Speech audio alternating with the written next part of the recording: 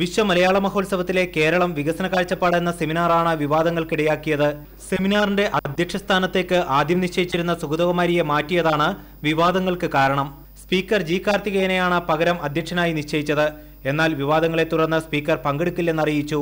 ഇന്ന് രാവിലെ സാംസ്കാരിക മന്ത്രി കെ.സി. ജോസഫ് സുഗതകുമാരിയുടെ വീട്ടിൽ ചെന്ന് വീഴ്ച പറ്റിയതായും സെമിനാർ മാറ്റിവെക്കുന്നുവെന്നും അറിയിക്കുകയായിരുന്നു. തന്റെ നിലപാടുകളാകാം സെമിനാറിന്റെ അധ്യക്ഷ സ്ഥാനത്ത് നിന്ന് നീക്കാനിടയാക്കിയതെന്ന് സുഗതകുമാരി ടീച്ചർ പറഞ്ഞു.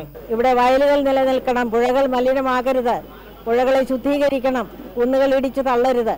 കേരളത്തിന് വേണ്ടത് കേരളത്തിൻ്റെതായ ഒരു വികസന രേഖയാണ് എന്നുള്ളത് പറയാനുള്ള ഒരവസരം നിഷേധിക്കപ്പെട്ടു എന്നുള്ളതിൽ എനിക്ക് ഖേദമുണ്ട്. എമർജിംഗ് കേരളയെ പറ്റിയുള്ള അഭിപ്രായ വ്യത്യാസങ്ങൾ പലതും പറയുകയുണ്ടായി.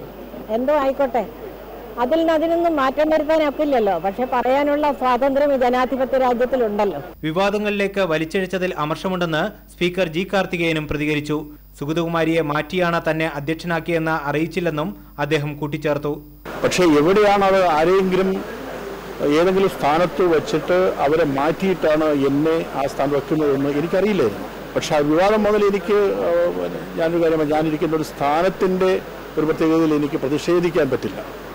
പക്ഷേ എൻ്റെ ഒരു അമർഷവും എൻ്റെ ഡിസ്പ്ലഷറും ഞാൻ രേഖപ്പെടുത്തുക. നേരത്തെ CV രാമൻപിള്ളയുടെ പ്രതിമ മാറിപ്പോയതുൾപ്പെടെയുള്ള വിവാദങ്ങളും വിശ്വ മലയാള മഹോത്സവത്തിന്റെ നിറം കെടുത്തിയിരുന്നു.